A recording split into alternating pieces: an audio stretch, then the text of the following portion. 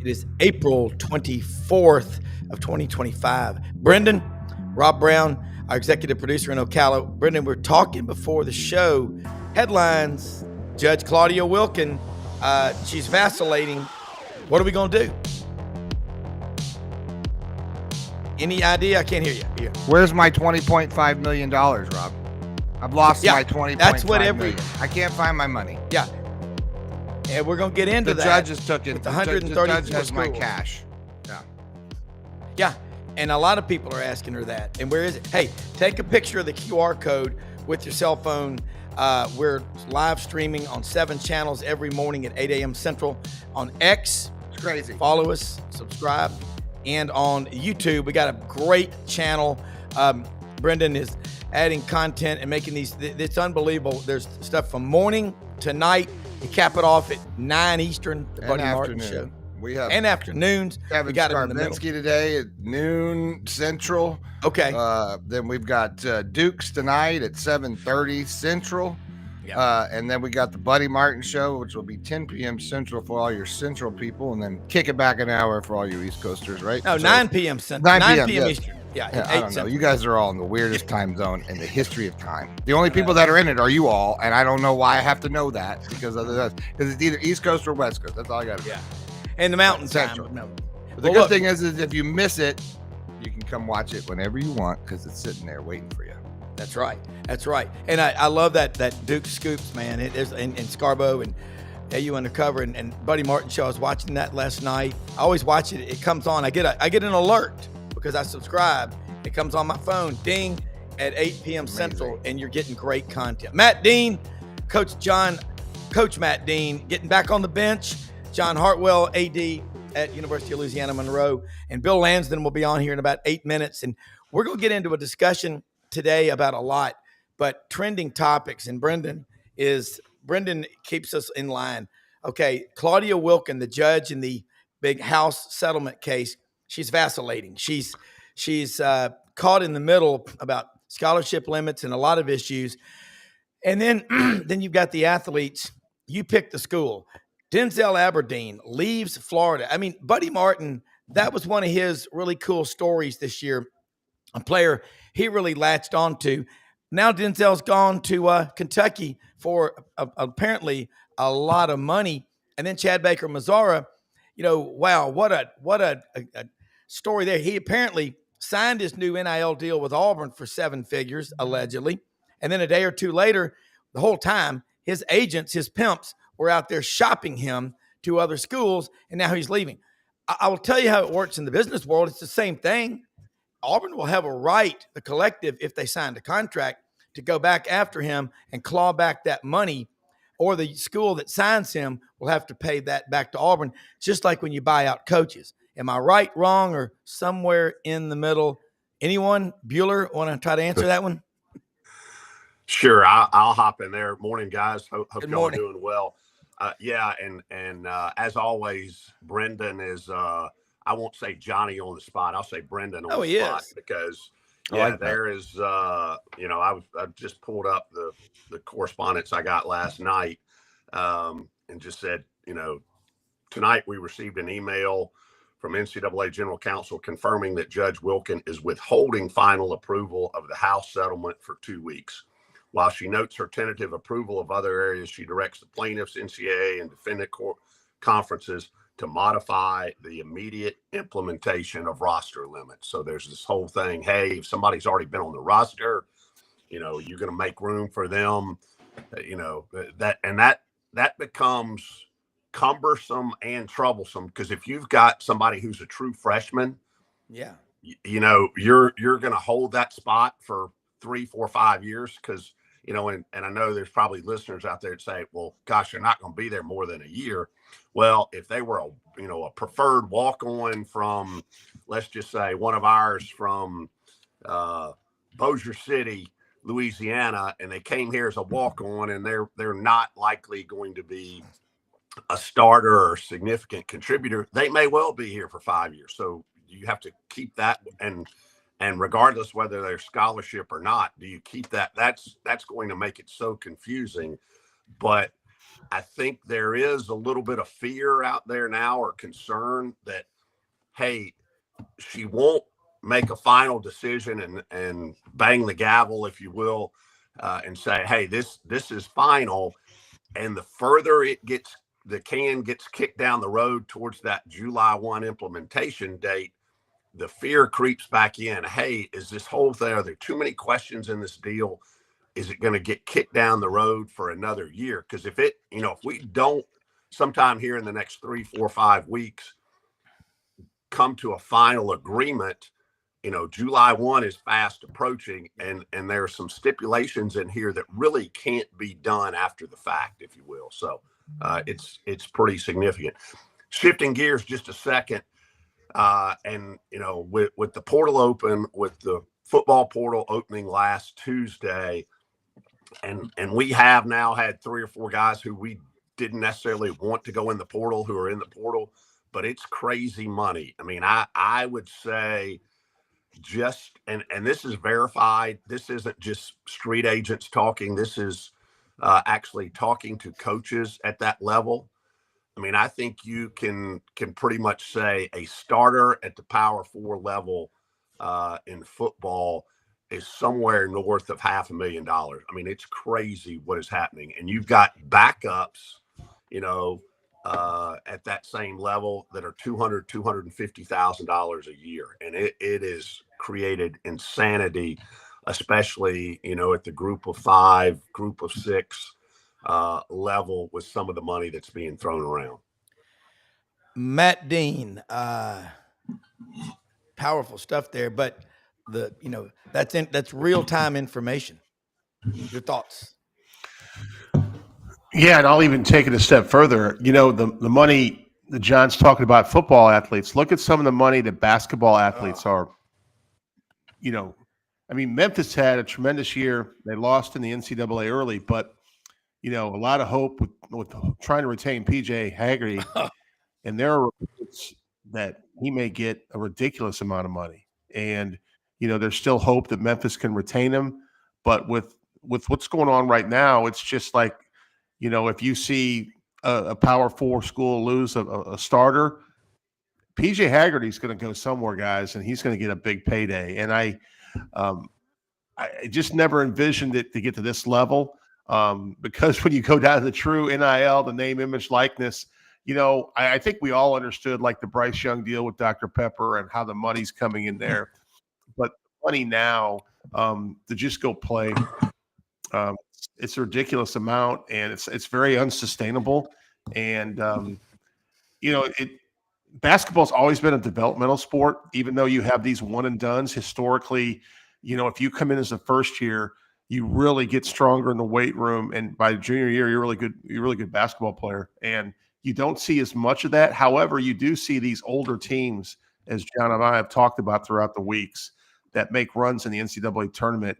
I think 2 years ago, San Diego State was a great example that if you get a bunch of men out there, you can beat really talented players. You really can. And before we go to Bill Lansden from the University of Arkansas, I think what's cool is, John, you said it. They got to do something, but they played kick the can for decades. If they'd have given student athletes basic pension, health care, long-term for all the injuries, I think we would have avoided all or most of this. But this is what happens when you don't address the problems that you have. So, look, in the middle of all this, and this is what Bill Lansden's going to talk to us about.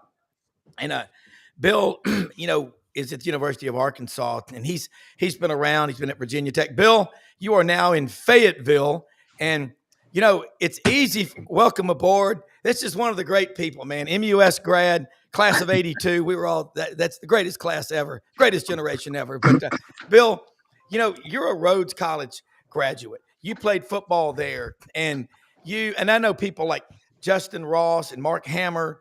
A lot of people that played college football at Rhodes. They are just as tight as the guys that played at Arkansas or Florida or Auburn, because they went through hell, the practices and all the stuff you got to do.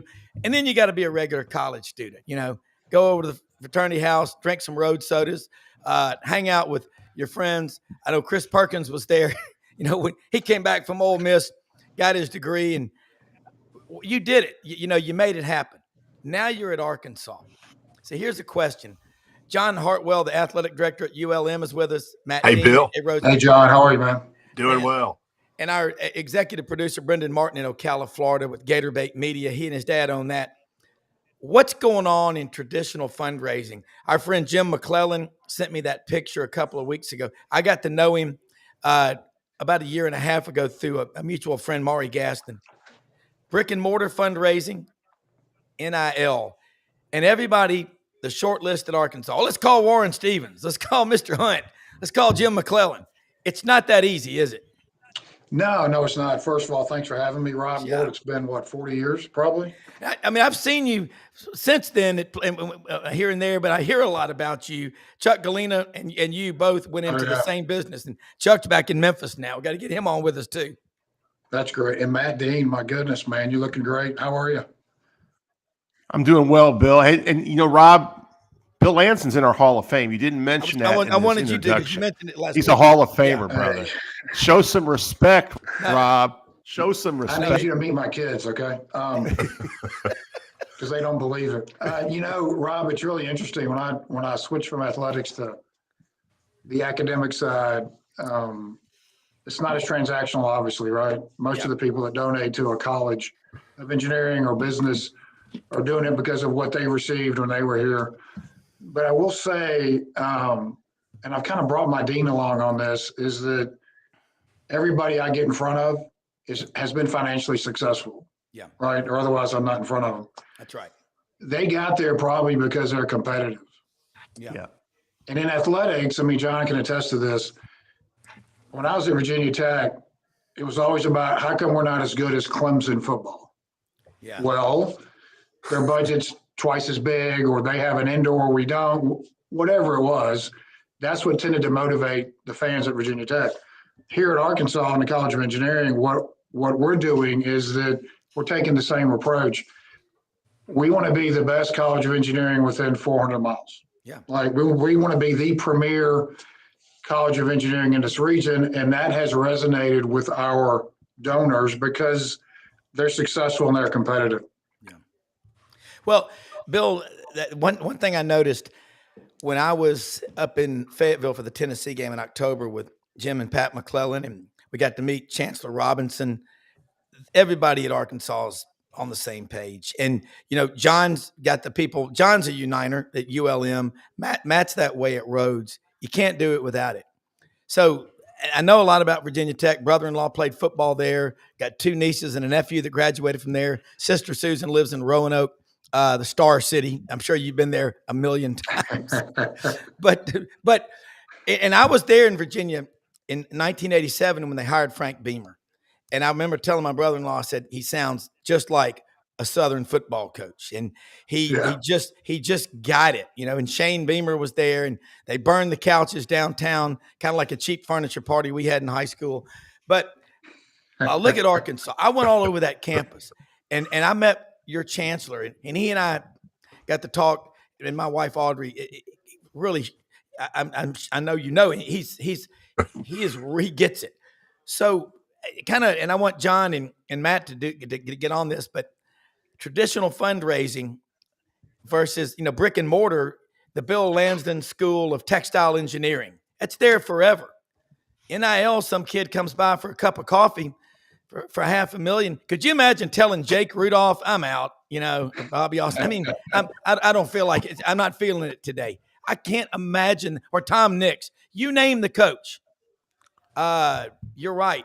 The College of Engineering at Auburn is where they raise more money than any of the 13 colleges in the university. Yeah, You're at the tip of the spear. So let's get this round table going, because y'all have forgotten more than I know about it. Yeah, I don't know if John wants to jump in. Yeah, and hey, I feel like I'm in esteemed company because Bill is one of those true Rain Man, and I use that term to a student athlete the other day. He looked at me like I didn't know what the hell. What are you talking about, Rain Man? But Bill is one of those guys that, from an athletics development standpoint, has always been very successful. So great to visit with you, and You know, when I was in Oxford and he was right up the road in Memphis, we got to see each other a little bit more. But, you know, here's the thing. You still got some people who don't necessarily have an appetite for NIL money. I mean, they're just adamantly, philosophically opposed to it. But as Bill said, you know, what we do is not rocket science. There's a clear correlation between investment in and success output. And that holds true in facilities, in operations, and NIL money. I mean, you can just go down the line in that. And you know, that correlation is there and will always be there. And you know, many places, and I'll use Ole Miss as an example, you know, they had this big capital campaign going on and they were going to renovate Vaught Hemingway Stadium, which is back on the docket, I see here in the last couple of weeks.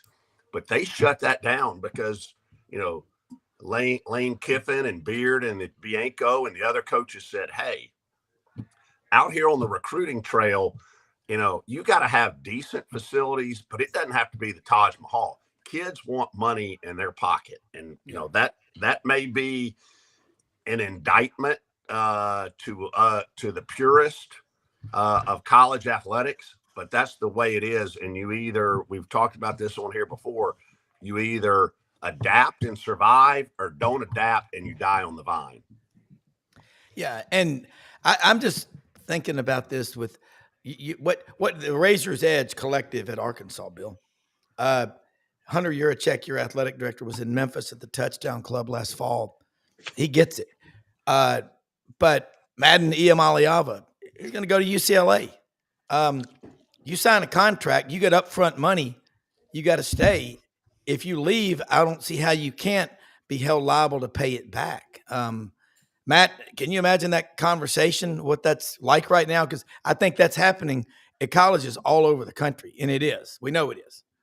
Well, to quote a favorite movie of mine, Draft Day, we live in a different world, okay, than we did 30 seconds ago, right? First of all, you know, Bill knows this because he played here. He's a proud alum. You know, we're a totally different entity. You know, I educate myself talking to John and Bill. And the reality of the situation is once you let this out of the box, I don't think we should be surprised what's going on.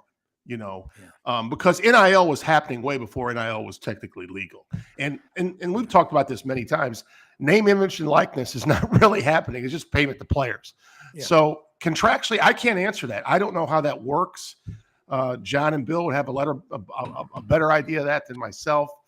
We do have a small platform here called Mogul, where some of our student athletes register for a very small portion of maybe some Instagram starter company stuff, but that's it. You know, we're more concerned with getting our really good student athletes in med school and law school.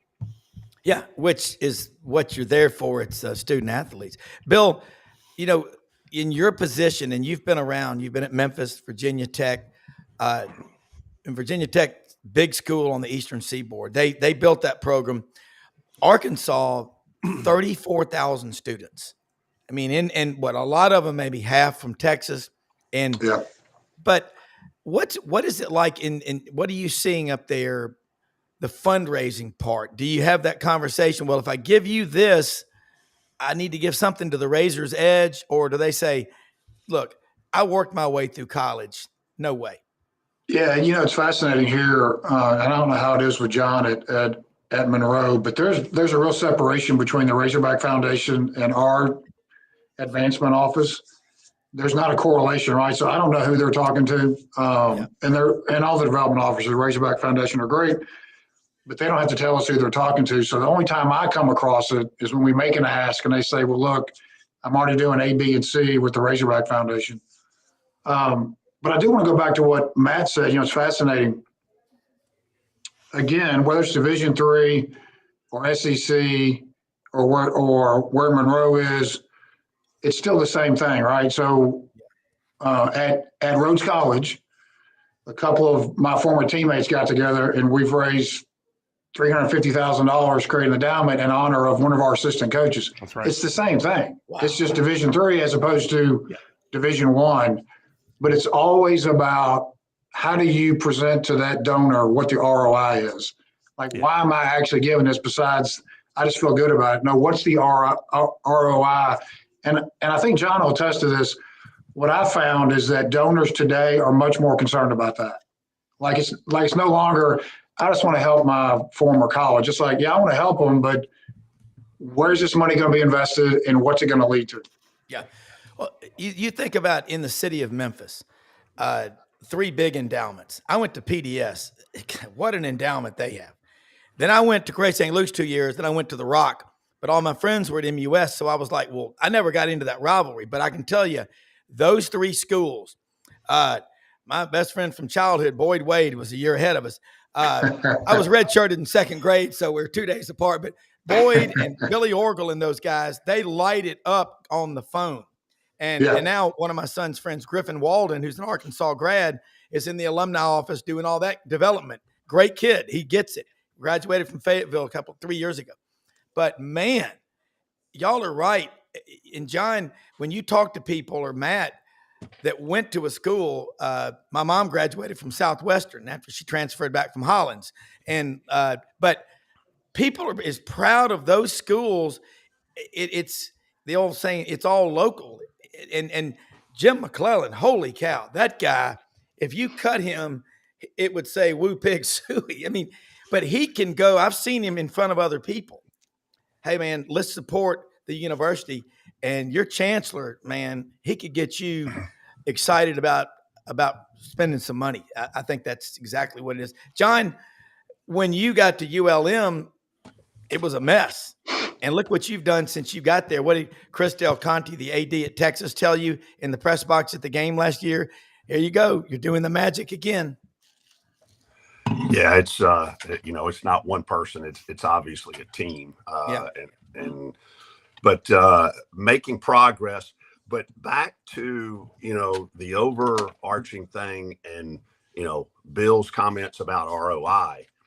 That becomes more and more difficult when you've got, I won't even say 1 year wonders. You got 9 month or 6 month wonders on campus, and then they're hitting the button again. And loyalty is hard. It's hard to put that characteristic out there to potential donors. You got to cut to the chase, and there are some donors out there. Rob's fictitious foghorn leghorn.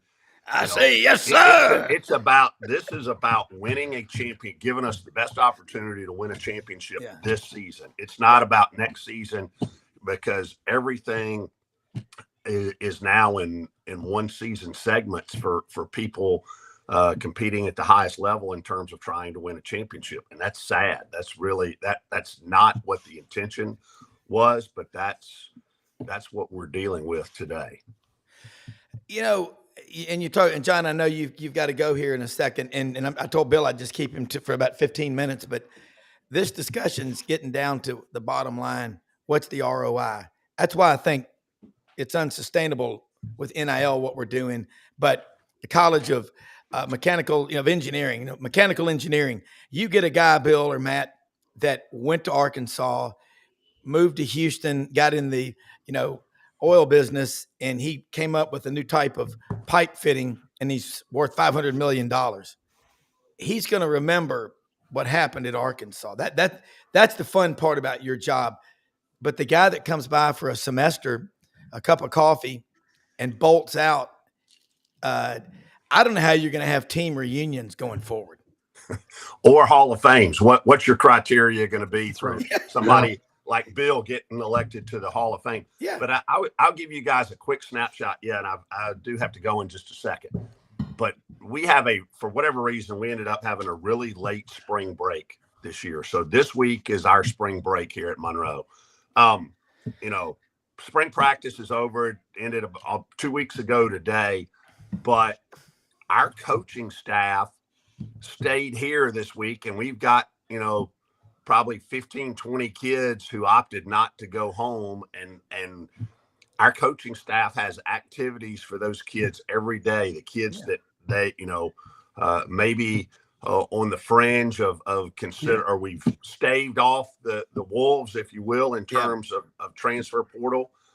But again, since it opened last Tuesday, we've had 4 kids that we really didn't want to go in the portal, go in. But when you're looking at $700,000 for a kid from a small community in the Louisiana Delta, whose families never had anything, there becomes a point where, you can get pissed off about the situation, but you can't fault the kid for that. And you just got to make sure that it's real. And as I mentioned, some of these numbers that we're getting are not through the agents. These are actually from coaches at the institution. But I do want to go back on the players leaving and potentially, the institution having a contract or filing suit back against those players for leaving. I think that's going to come a little more under control come July 1. But right now you've got a situation where, the collective, which is outside the university, has paid them. The agreement to play is between the institution and the individual. Yeah. So does the university really have recourse that they've gotten paid that, or are they going to have to go back and sue the collective, which is an outside third party? Again, as in a lot of these scenarios, and I hate to diss on any attorneys out there, the attorneys are who are winning at the end of every one of these scenarios. Yeah.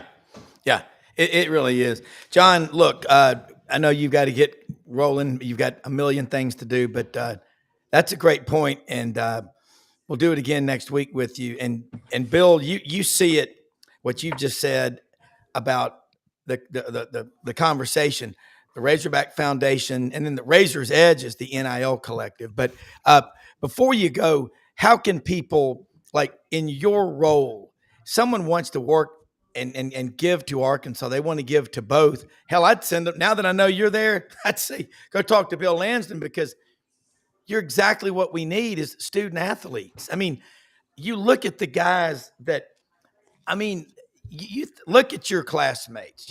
I see Tim Deaton a lot, Bill Proctor a lot. I mean, but think about y'all, Matt. They had a coach, Jake Rudolph. I remember going to MUS day camp. Hey, thunderstorms coming in, tornadoes. Ain't nothing to be scared of, son. I mean, I wouldn't swap that for anything in this world. Having people tough like that coming up. And I think about the guys when we were coming up. That's why it doesn't matter. The MUS and Christian Brothers do everything together. And it's great for the city of Memphis. These student athletes that are not sticking around, they're not going to have any place to call home, Bill. No, not at all. And I see it a lot with my wife. She played basketball here at the U of A, so we go to all the women's games. She sees all her former players. She still knows some of the coaches that are around. And that's just not going to be the case anymore going forward. Yeah, we had Jimmy Dykes on the show a few weeks ago. He was phenomenal. He's got a daughter at Tennessee, though. Does he really? Yeah. He was kind of in shock, like, wow, we're trying to get Pat Bradley, Matt, the shooter from Everett, Mass, to come on here. But I think, Matt, before Bill goes, I know you got other questions, but this is what we need more of. This is a guy that paid the dues. And if you think about academically what you did, and you were a hell of a football player, but you learned that really in high school. You learn that stuff at home. But this Judge Claudia Wilkin, she's got to make a decision soon, because the uncertainty is what drives the market crazy. And here's Maury Gaston, this guy that just put a comment up there. He's on the engineering council board at Auburn. He's a mechanical engineer. Y'all two would have a great conversation. He's the one who introduced me to Jim McClellan. He's good. Yeah, okay. But going forward, if we don't get it, you know what? We will get a handle on this. We've survived everything else, So I know, but Matt, take it away. Well, I just want to quickly provide a little context to Bill, what you said about the endowment fund created for one of your former coaches. And I think it's a tremendous example. What you don't know about that story, Rob, is there are significant contributors to that fund that the college had lost from their general fundraising. Oh, really? Yeah. And we're not going to go names, but I think what athletics does And in this case, our head football coach has brought some people back to the table because of going back to Bill's first premise. You know, we're all competitors, and a lot of these Rhodes student athletes in Bill's class, Bill's era, are doing tremendous, including Bill.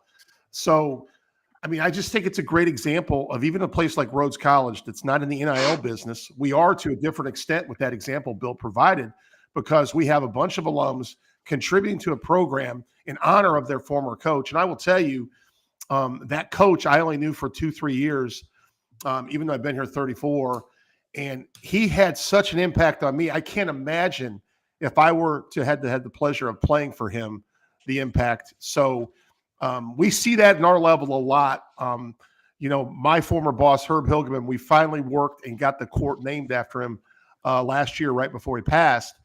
And man, it took a lot of work. I mean, we thought it was a no-brainer, but there's always a giving component when you name something. Yeah, there really is. And Bill, I want to get you back on some panel discussions going forward, because what you're doing at the University of Arkansas is what's going to keep the doors open. NIL, it's not really. But tell people, if we got a lot of Hog fans that watch. I have a lot of Razorback friends.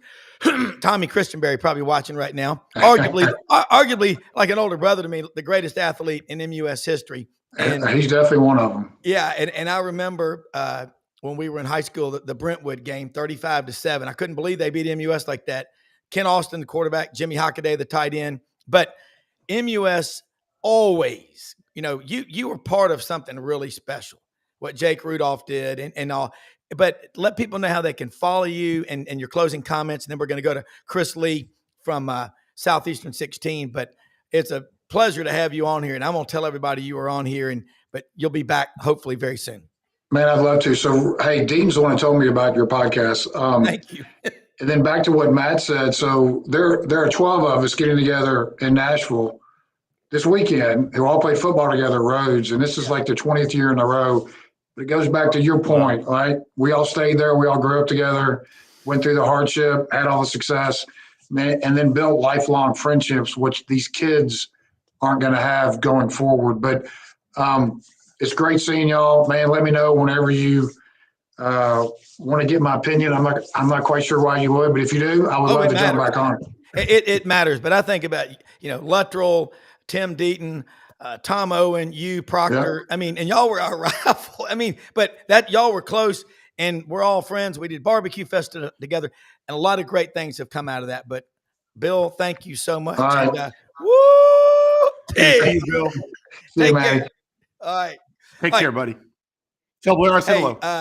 That's exactly what we got. Chris Lee, another one of the good guys out there, Southeastern 16 up in Nashville. A lot of people call it the mid-state. It's Nashville. It's the state capital. And Bill is a native, covers Vandy, covers the whole SEC, probably loves baseball more than any single sport. Look at his logo in the back. I want to say real quick before we do this, something about Winter Timber Outdoors. Folks, it's turkey season right now, but it's never out of season to be geared up. Everything you need, Athens, Alabama. I was texting with Kenny Winter and Dylan Monroe yesterday. The store in Auburn looks like now August 1st opening, 13,000 square feet. It's kind of a big deal. All your shotguns, rifles, and handguns with a competent, well-trained staff. You go in the field hunting, you got to have the right gear. You got to have a plan. Winter Timber will make it happen. They've got everything you need for all the shooting sports, Yeti coolers, Dixie decoys, gear, duck camp, and Sitka. They got more Sitka gear than you've probably ever seen in a store. At Winter Timber out of Athens, Alabama. Chris, having a discussion just then with John Hartwell, the AD at ULM, Bill Lansden, College of Engineering at Arkansas, about the clash between traditional brick and mortar fundraising and the NIL collectives and all like that. But now we're going to switch gears and let's talk some SEC football, basketball, baseball. What are y'all talking about? You put out tons of content. It's great content because everything you do, it's like it has a purpose. I love it. Yeah. Well, thank you. It takes time. That's where I'm putting my bandwidth in the sports world right now. I'll wait till the transfer portal settles other sports, and I've got other guys to cover that. But I'm I'm really locked in on the NCAA baseball race for seeding and hosting and who gets bids and all those things. And boy, is the SEC in prime position to do some things. Matt Dean is on with this. And Matt's going to be back on the bench next year coaching in women's basketball at Rhodes, but he's got a son on the staff at Oregon with Dan Lanning. So it's in the blood, Matt. We're sitting here talking about SEC baseball after this basketball season we just had. Now you got baseball is right there. Matt, life is great in the South, isn't it? It is. And hey, Chris, I think we've been on before. It's great to see you. The beauty of the SEC is because of the quality of the league in baseball, it never stops. And like today is draft day. There'll be a ton of SEC athletes that are going to be drafted tonight in the next 3 days. We're talking about baseball, but we're also prepping for, summer football and media days. And then we started all over again. We just recycle. And I think what's kind of neat, when I moved to the South 30 plus years ago, SEC basketball was a thing, but it's not like the thing it is right now, because, back in my day when I grew up, the ACC was such a dominant conference in basketball. And quite frankly, now with the year we just had in basketball, puts a little pressure on football to deliver in the playoffs next year too, doesn't it? Yeah, it does. Yeah. Sorry, Rob. No, go ahead. I think you've got parity in football in a way that I've never seen it. As long as I remember following college football, which I think is good in a lot of ways. I don't like the way they got here in a lot of ways, but like when Vanderbilt can line up and play Alabama and not only have a shot but win the game, I think it's good to have some of the teams that had just no shot at all. Now you look up and Indiana's in the playoff, and hey, a lot of stuff seems possible for a lot of programs that were not possible before. Yeah. Chris, a couple of programs, if you're looking for some fallen angels, that's a stock market term for good companies that pay dividends that are down in price. Florida and Auburn are two of those. Tennessee was, but they got to the playoffs last year with the unmentionable name who's no longer there, so we won't mention his name, but they got there last year. But Florida and Auburn, what you've seen in spring practice, are they making sufficient progress to get to that double-digit win category? I'd be the wrong guy to answer that. I just don't put a lot of energy into those things because, a kid can blow up in spring practice and then leave the next day. I should have qualified that statement. Yeah. No, I just, to be honest, and I know I'm an oddball in that way. I don't pay any attention to that stuff until everything's settled and I know what the rosters are. I've got, first of all, I've got a lot going on with baseball. I feel like I would like to know what the teams are. Yeah. And then I'll do my homework. In the meantime, I'm looking at baseball. Yeah, Matt and guys, I keep kidding around about this, but the crawl that you see at the bottom of your TV screen, we really need to start using that with when you're talking about a specific team, the roster, because it can change during our show. It is that. All right. So you're talking about SEC baseball. It hadn't been getting a whole lot of attention. People say, well, it doesn't move the needle like football. They say basketball doesn't move the needle like football, but basketball was a special season in the SEC this year. It was hard to talk about football.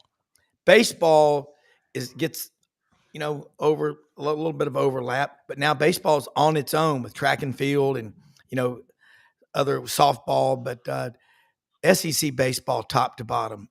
How about it? Whew. It is better than basketball was this year in the SEC, and it is not even close. Wow. That's amazing. I mean, Texas has some extra cash. They're really good. Good enough to win it all because they've been to the World Series 38 times.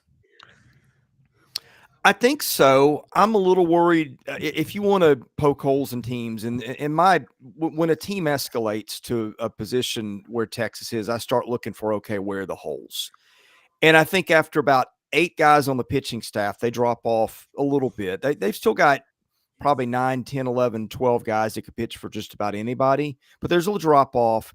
And I'm keeping an eye on Jared Spencer, their Friday night guy, who left to start, I think, in the middle of the third inning. And they said, the look on his face was not good when he was pulled. After the game the next day, they said, it's soreness. He's going to be okay.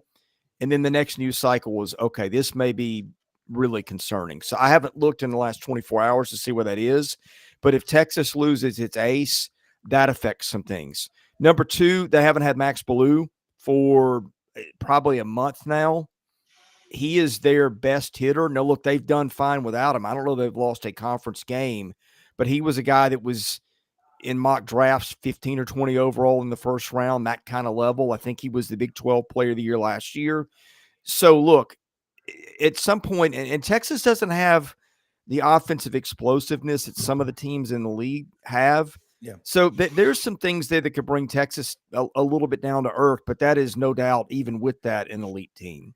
And I'm sure, Matt, the good folks in College Station are cheering Jim Schlossnagel's success at Texas. That one hurt. Yeah, that's a tricky one there. But, to Chris's point, I just went on D1Baseball.com. Of the top 11 that they're currently ranked, 7 are SEC schools. I think, Chris, there's 10 of the top 23 or something like that. If you want to go all the way down, that's just incredible. And it just shows you what the SEC is all about in baseball. It's been that way forever, but this year, no exception. And I honestly think, when you add Texas and Oklahoma to the mix, and Oklahoma's ranked 14th in the country. Yeah. Okay, they're 29-10. I mean, you look at the depth now in our league with the additions of those 2 schools across the board. I mean, honestly, in football and baseball, they have delivered. In basketball, both teams were in the tournament, didn't really have what I would call impactful years. But, I think the purest, if you go to Omaha, which I've been one time, Chris, I'm sure you've been a lot more than I have. What a great experience to go to the College World Series. The Final Four, I've been to over 10 Final Fours in my career, and the Saturday for the Final Four, there's nothing like one day. But the duration of the College World Series and how it plays out is it's one of the best things going in college athletics. Chris, and I know you got a little bit of a delay there, so I'll yeah, it's a phenomenal event. So here's my next question. You look at Texas is on top of the world. You got Arkansas, LSU, Tennessee, but you've got a logjam. That's a powerful statement, but coming from you, it means something. It means a lot. It's not even close how much better it is than basketball. You had 7 of the Sweet 16 were from the SEC in March Madness. So I'm looking at the standings. Texas at 16-2, the Hogs at 13-5. Then you got LSU, Tennessee 12-6, Vanderbilt 11-7, Georgia and Ole Miss and Oklahoma 10-8. Then you got Auburn and Alabama at 9-9. Every one of those teams looks likely to host either a regional or a super, don't they? Yeah, you've got 8 of the top 12 in the RPI as of this morning. And so my question that I'm watching is first of all, there's always been a sort of an unwritten rule that you've got to be at least 16-14 in the SEC to host. And maybe, get to 8. I don't know what the win number for a national seed would be. So my question is, it's a different league. Now, the wild card is Missouri is kind of like a free spot on the bingo card. They look hard at it like unless you are 16-14 in the league, you're not hosting. Now, does Missouri could legitimately? I was going to ask you, has that ever happened? Guys? And so there's a big difference between. No, the worst I remember in the last quarter century is Alabama went 5-25 one year. I think. Well, Chris, treated. How does the fact that the league is tougher than ever get treated? Look, you've got South Carolina is 15 of 16 in the league, right? You go to some reputable computer rankings. South Carolina is still like a top 40 team in the country. South Carolina is the only team in the country as of a day ago that did not have a loss in quad 2, 3, or 4. And yet South Carolina would be probably considered the 15th best team of 16 in the league. That's how tough the league is. Yeah. I mean, that's what happened in basketball. You kept looking at these quad 1 wins and, Ken Palm and all these other algorithms. But I tell you, a team that it's just shocking to me is the Gators. Kevin O'Sullivan, they're 6-12. But if you don't have pitching, it's like not having a quarterback or not having a point guard, isn't it? Well, they have pitching. Liam Peterson and the freshman who's named Aiden King could pitch for just about anybody. Yeah. In the weekend rotation. After that, it gets a little thinner. They've got some talented arms, but a lot of them are young.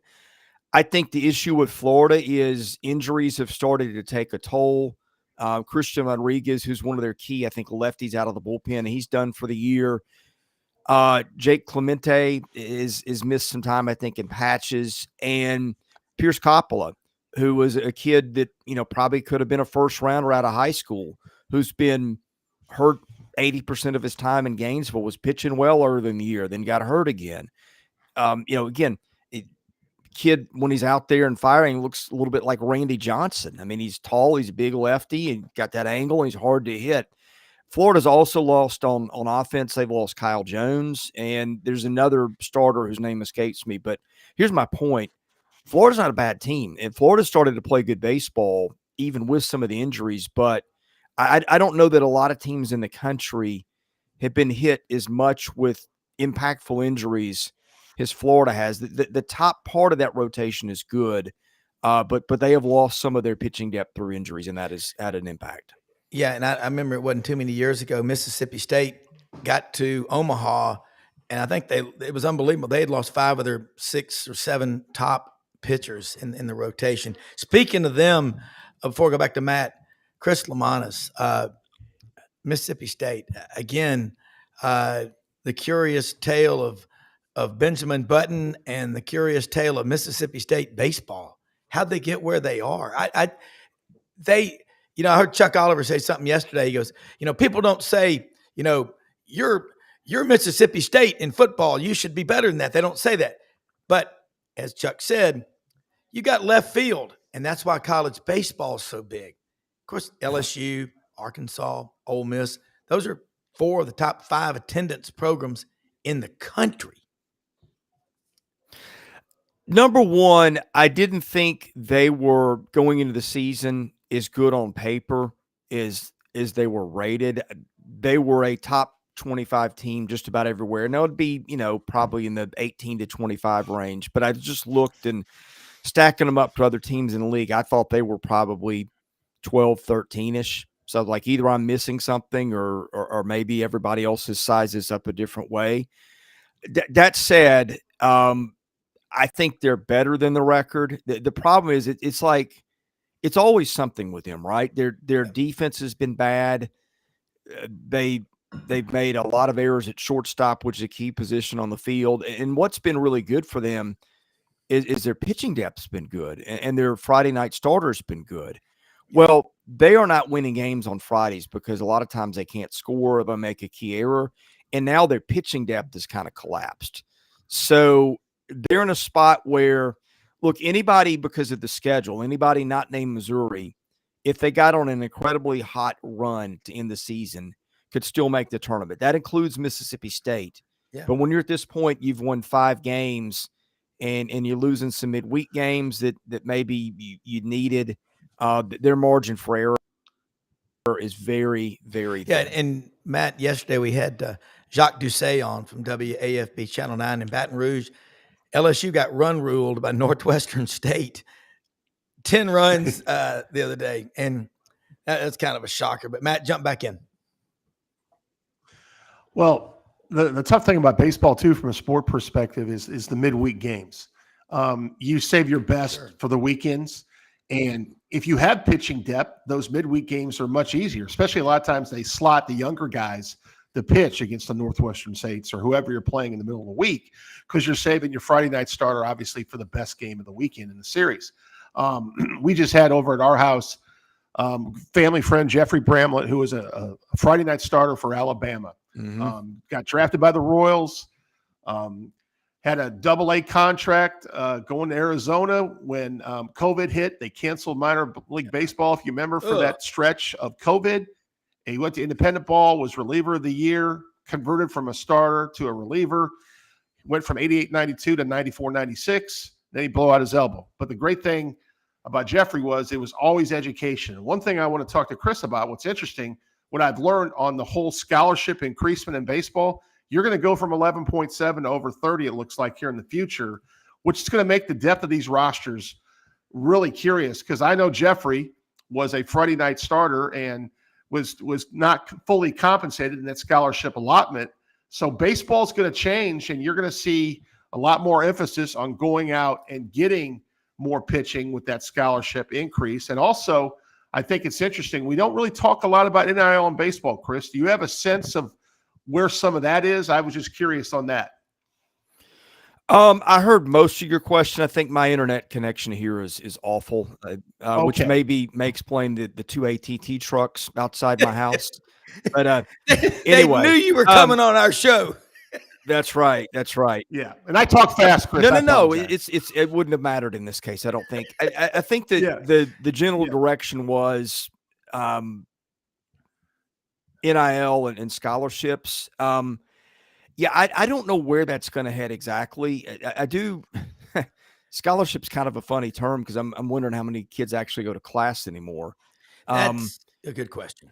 Yeah. There's no doubt. Yeah. Number one. And number two, I mean, I think I've had people tell me for a while, like, this house settlement is not going to be the thing that people think it is. And I think you saw a little bit of that yesterday. I don't think, and I know your question was a little more specific than I'm answering. I'm just not sure this all gets changed. A court or somebody can implement an order or a way of rules, but now players have a lot of power. And until there's some kind of agreement from another side of the table, what keeps happening is kids go to court challenging anything and everything. Now we're to the point I'm convinced we're going to see, Diego Pavia playing quarterback at Vandy when he's 40. I'm a little bit sarcastic with that, but you get what I'm saying. Yeah. I have a hard one. I think what I'm seeing is more and more money gets pumped into more and more things. And as those programs, that are getting money pumped in. Yeah. Matt. What's going to be interesting, you saw it last year with Kentucky of all people. Tyler Bell was a number 2, a second-round draft pick for Tampa. Yeah. Signed with Kentucky. You don't usually see kids that are like top 100 prospects, and Tyler Bell, I think, was top 65. And if they do, it's an LSU or somebody like that, right? Now that kind of kid is going to Kentucky, it was just one thing. I'm wondering, like, how many schools can make a competitive bid to a kid who can get a 7-figure signing bonus and get him to an SEC campus, and not just the ones where they usually, when the money is turned down, it's the Vandy's, it's the LSU's, but now that it's happening for Kentucky, that was something that kind of sparked my interest a year ago. Yeah. Well, you mentioned about you want to get people to invest with NIL, show academic, legitimacy. I mean, again, we don't ever hear nobody's academically ineligible anymore. So that's crazy. Let me say something real quick. Landers Ford, folks, they're open every day of the week except Sunday, 7 a.m., 7 p.m. The 25 Ford Expeditions are in on the lot. Poplar and Houston Levy, where Memphis and Collierville meet. Right there on the corner, you will see the big American flag, always flying. Took it down a few days for the recent storms, but it was right back up. Boy, did people notice. Brad Bellamy, the general manager, our friend, is on this show every week. You're worried about tariffs and cost. They're doing employee pricing for their customers. Let them know you heard about them on SEC Sidelines. They'll take another $500 off. $500 will buy you a lot of cool stuff. Hewlett & Dunn Boot and Clothing Company on the historic square in Collierville, Tennessee. Stopped by there yesterday to see Charles and Raven and JM and Lydia and everybody. The spring fashions are in, man. They've got duck heads, luggage from Filson, STS, some of the coolest stuff you'll ever see, and a massive selection of men's and women's boots, dresses. if you're looking for great looking clothes for a gift for your wife, your girlfriend, ladies listening, for your husband, your boyfriend, that is the place to go. Open Monday through Saturday, 10 a.m., 6 p.m. Chris, I know you've got a tight schedule. Before you go, make sure you let people know how they can follow you. And your breakdown in baseball is fantastic. And 11.7 to 35 scholarships. I just wonder if you'll hear as much of a push. Alabama needs a lottery after they fully fund the scholarships. That'll be a case to watch as well. Yeah, I actually look forward to that too, to see some given some, other teams a little bit. And I know Vanderbilt was always kind of the punching bag for that. The extra scholarships, but when your tuition is now, it's $90,000 to go there a year, giving somebody a half scholarship just now makes it a little bit more expensive than the next most expensive team in the league. So I think that just clearing all that from the air is going to be helpful. But thank you for the nice words. We're going to be in about an hour, if my internet connection cooperates, previewing all the weekend series in the SEC this week. And it won't be live, but we'll release that probably later this morning or afternoon. We'll do series recaps of all 4 nights of SEC action. And I say I'm not staying on top. Yeah. The AT&T truck got him again. The transfer portal in both sports right now, happenings there. Yeah, and I'm all in on baseball because there's a lot to follow. Chris, Southeastern 16, thank you so much for your time. We'll do it again next week. Matt, it's wild when you're live streaming. You remember what was the fight, Mike Tyson and that other guy? Brenden was going, you see what I'm talking about, how hard it is to live stream? And that was on what, Netflix or something? Jerry Jones was involved. What could possibly go wrong? He owns the Cowboys. Don't they win the Super Bowl every year? Hey, if money alone can solve it, it's really not a problem. All right, Matt, great stuff as always. You're on my round table of how we're going to fix college athletics. I think we made a lot of progress today. And everybody out there watching, thank you. Share the show, subscribe, tell your friends and everybody to watch this channel because we are booked up morning through night. Watch us live or anytime you're at the beach, whatever. We have the executive producer, the great one, Brenden Martin. He's been streaming since 2008. His dad thought he had horns coming out of his head when he started doing this 17 years ago. A pioneer, to say the least. Matt, let me say, great on point about the student athletes too. Bill Lansden, perfect example of it. Yeah. Great guest. Yeah, he really is. Well, my final thoughts today, Rob, is another great experience, but the next 3 days, I know we talk about some of the real tricky sides of athletics and the money, but the next 3 days with the NFL draft, so many lives are changed and so much work is done. A lot of people that listen know that I have a son that's on the the director of player personnel in Oregon. So, Oregon alone is trying to have, they had a record last year for their program, 8 players drafted. They think they're going to have 10 or more this year. And just the pure numbers, like we didn't talk about today, but I'm really curious where Jalen Milroe goes because I still think I listened to Nick Saban last night. I still think Milroe can become Jalen Hurts in the NFL. It's about development, and there's some great offensive minds in the league. There's some great offensive coordinators, and at the quarterback spot, you go all the way back to Jamarcus Russell, number 1 overall from LSU, right? And things never worked out for him, but we had great stories to the opposite. And I look at Jalen Hurts and his body of work and what he's done with the Philadelphia Eagles and winning a Super Bowl title, and just really excited for the next 3 days. It's 3 of my favorite days of the year. So that's what I got. It's going to be a lot of fun, man. Hey, folks, again, thanks everybody for watching. Stay tuned to this channel all day long. Most often we see the face of Christ in the least among us. Go make great things happen. You can't have a new reality with an old mentality. Think about that. See you tomorrow.